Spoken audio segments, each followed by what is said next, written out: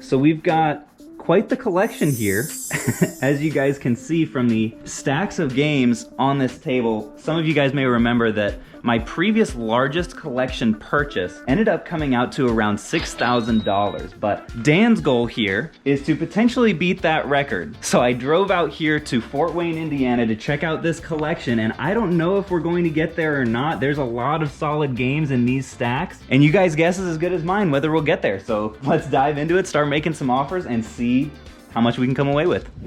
All right, so a lot of you guys may know from watching deals in the past that the way that I go about doing large collections is I'll basically make offers on stacks. So I'll go through with my Amazon seller app, I'll scan everything, and I'll get together a number in my head. I'll calculate essentially half, more or less, of what I think I can net on this stack. I'll shoot the offer to Dan, we'll see if we can come to an agreement. If we can, we'll put it to one side. If not, we'll either negotiate it or we'll put it to another side. The nice thing about this collection is that it's in super nice condition. You guys can probably already see 99% of the games have their manuals, and I'm not gonna need to do like almost any cleaning or maintenance on any of this stuff, so I should be able to make some pretty solid offers.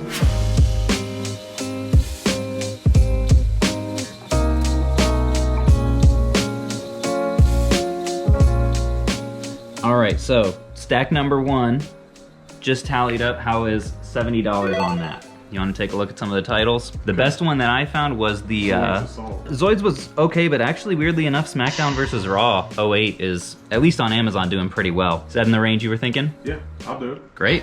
All right, well, we have one stack, folks. The ball is rolling.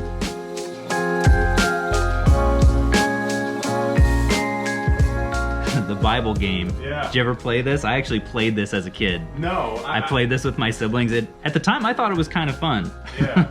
Not gonna lie. It might be good for someone's hidden gems list. Who knows? Interactive fun for all ages. Fantastic. I'm the most wholesome person I know. Well, my cigarettes are done. Old family recipe. Alrighty, so this stack right here actually had some pretty solid ones in it. We had Spyro, we had El Shaddai, and Battle for Middle Earth were probably the best ones. That one I could be at 112 for this stack. Is that in a good range? Yep. Awesome, put that in as well. And then that's not including the Spider-Man for 22. Okay. This stack came out to 66. All right, moving on to the DS stack over here. I don't know what it is about DS games. I like flipping them. Money, money, this money, money, that profit will make me wallet fat. Compact, some stuff that sticks out to me initially. We've got Zelda up here is obviously a good one. Okay, I'm not gonna. What is it? Ontamare? Ontamare, I've never actually seen before. You guys can let me know if this is a good game. And have you played this? Maybe once. Okay. Yeah, I'm not familiar with that one. Don't know if that has any value or not, but some other ones that stuck out to me, some of the Yu-Gi-Oh ones on DS can do really well. Some of the Professor Laytons are not too bad. Pokemon Dash, I think, actually has gone up in value. WarioWare, so definitely some solid titles. Some that are more, you know, Pony Paradise, probably not super high value, but we're gonna make our way through it. So yeah, the Zelda is actually a little bit more than I thought. Looks like it goes for... Looks like this one is 80 after fees. Yeah. So I'd be at like 45 on that. Is that worth it? 100. Could you do What's 50? that? Yeah, I'll do 50 for you. Look at this. As I'm going through this is one that I've literally never seen before. Magic School Bus Oceans. Anyone ever played this bad boy? Complete with manual. Doesn't go for a lot, but still pretty cool to see. All right, so finished calculating. All the DS came out to 230. Is that around what you expected? Yeah. Cool. Yeah, the Pokemon Dash, I mean, this game, it's so funny. It used to be... 80 to 100 now? Well, 50. Is it? Yeah, it's in the 50 range. It goes like 30? Well, this used to be like a $15 game like a few years ago. Yeah. I mean, it was not popular when it came out. I actually had this on the DS. I don't think it's all that great of a game, to be honest, but I guess maybe because people didn't buy it all that much, maybe it's a little less common, but cool, we'll add that to the tally. So on these guys, some of the nicest ones, Alien Hominid, and actually the Yu-Gi-Oh! GX kind of surprised me a little bit on the value. Armored Core is definitely not bad. Yeah. On this stack, I could be at 70. Okay. Alrighty, easy enough, folks.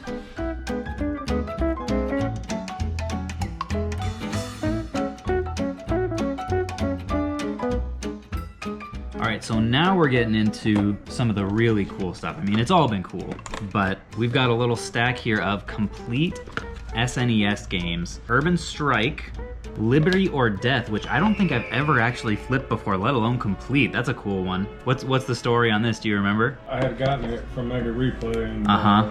I know it's a rare one. It's tough to come by, like you said, but Yeah, a Mega Replay find. Can you guys believe that? That's crazy. And then we also have Brain Lord and Illusion of Gaia. Yeah, this thing looks real fresh, and it's nice and heavy too. So I'm gonna be looking these up, and we'll see if we can come to a deal on them. This is the kind of thing that, like, I'll definitely pay well for because, you know, it's worth a good amount. So these ones they take a little bit longer to list because you have to spread everything out, but you know, the high dollar items, I'm willing to take that time. So Liberty or Death, only seeing a couple complete sold in the 73 to 90 range. Does this have the manual and everything? everything. Okay, so we've got, yeah, nice condition cartridge and solid manual there as well. Missing that cardboard. So I don't know what you have into this guy, and if you end up wanting to keep it, that's totally fine. I could probably be at, like, normally I'd say 40, but I'll say 45. Is that close enough for you? Yeah, I mean, that's fine. You sure? Yeah. Because I have no problem leaving this with you. It's a nice collection piece. Yeah, I know. I'll let you think on it. All right. Let's check this Illusion of Gaia. In this one, I'll factor in a little bit more than the general comps because the condition is so nice. I can see that. Yeah, that box is a beaut. Wow. Look at that, folks. That is minty. We got the poster. Oh man, a bunch of inserts and the manual. Manual's got a little bit of water damage, but that's forgivable. That is all right. So for solds on that, that's interesting. 89 and then 199. 78, 66, but not all of those have all the inserts. It seems like with more of the inserts, it might go for more. 110, 140, really all over the board. This one is in really nice shape. I'm gonna assume that it'll go, like, I think that like 200 range one was an outlier. Sure. At the same time, I don't think it's gonna go in the 80 range. What would you say to 75? Can't go 100, can you? You sold it for 160. I know that's a stretch, probably. I mean, I would hope to sell it for 160, We but go at the same 85? time, We go 85. 85. I would do 85 for you. Is that a good number for you? I'll do 85. Well, I appreciate that.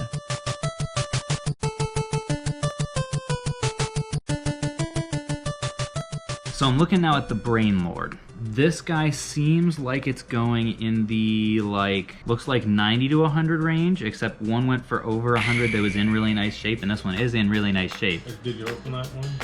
Let's open it up and take a peek. Wow. Like, not much creasing or anything on there. Totally pristine cartridge. And we've also got a few things here. That thing, little marketing material here, and then a manual. All looks really nice. There wasn't a map or anything that came with this, was there? Yeah, this one does have like an item poster with it, so that might be why that one sold for so much more. So this is another one. I think I would probably have to be in the 45 range. I don't know if that's what you're really looking for. Yeah, it goes for around 90. So if you need to think on that, that's totally fine. Could you do 50? I'll do 50. That works for me. I'll take it. Okay. That's a happy medium.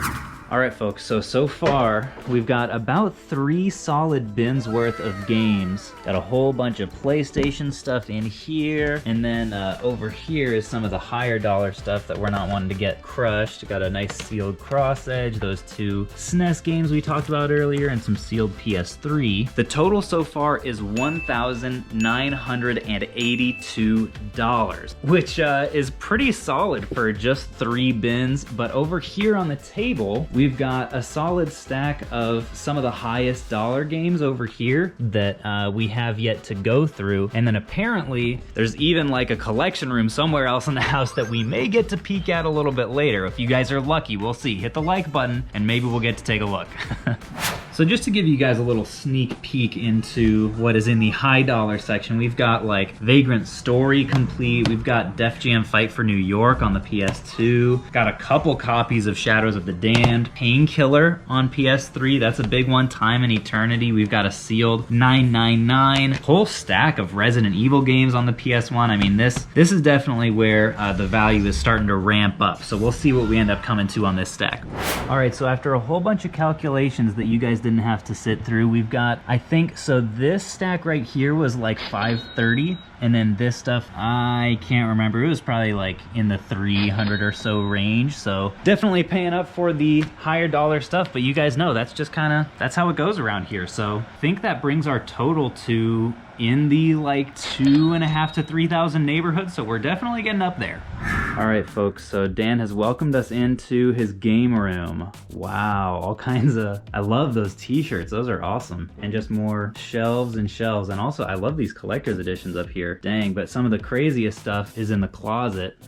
Look at this. Absolutely crazy. And what is it you were saying about the action set? That's complete in box, has everything in it with inserts, all the stuff not even opened out of the plastic. Wow. Yeah. So it's like minty. That is crazy. All kinds of, ooh, and look at the gems up here. Rule of Rose, cool. Like these are the highest dollar PS2 games. Absolutely crazy. But I don't know if any of you guys spotted it before. There is a crazy gem on these shelves. Let me know in the comments if you knew what it was. This guy right here. Believe it or not, if you don't know about it already, Poop Slinger. This game, and this by the way is a sealed copy. There are, you said what, 84? There are 84 of these things in the world.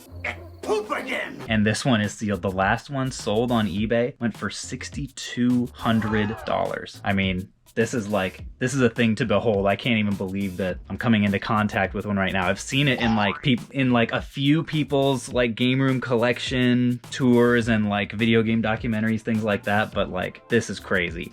So what kind of stuff are we looking at this point? Because we're already at like 3,000, I think we calculated. 3,000, yeah. to beat your record, I gotta double that. So I mean, no obligation to do that at all. I've been saying that all day. I know, but it is to me. Like I said, Eminem, you got one shot. So I'm gonna do it. So I'm gonna start with these. Okay, some Silent Hill titles. Nice. And keep in mind that 4 has that disc in it. Okay, yeah. I'll open it for you just so you can see it. Here you go, take those. Alrighty. But those are all complete. Start a little stack over here. Ooh, it's Darkwing. Look at him. Yeah, Darkwing Duck.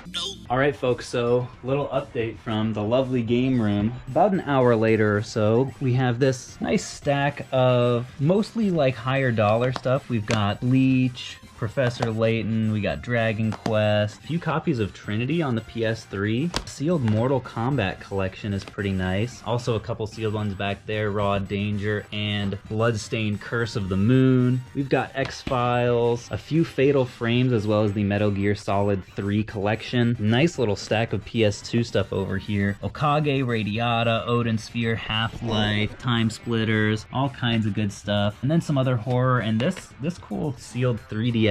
What is that? Alliance Alive? Never played that before. And then some solid Wild Arms and Suikoden games. The total purchase price for everything that I ended up coming away with today, which was what, 3 or probably like 4 bins downstairs, plus all this higher dollar stuff here, was $4,009. Is that correct? Just over $4,000, which puts this firmly at one of my top purchases ever. Not quite top, certainly one for the books. And wow, it's been 5 hours or something like that, or actually more. Been a long time.